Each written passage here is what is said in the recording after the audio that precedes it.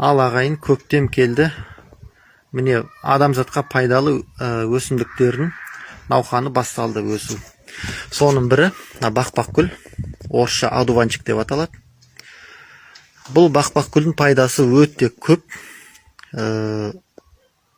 Бірінші бұны қалай пайдалану керегін айтып кетейін.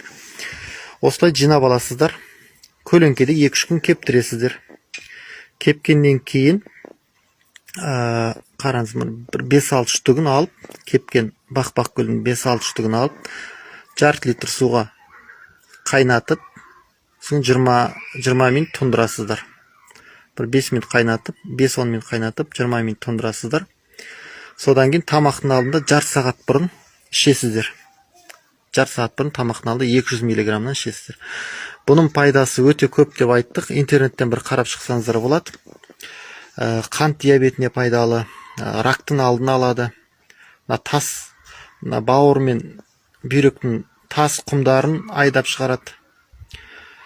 Қанды тазалайды. Керек десеңіздер, адамның температурасы көтерілгенде осыны ішсе температураны басады. Сол себептен дәріге жүгірмей, Алланың берген осындай нығметтерін пайдаланып,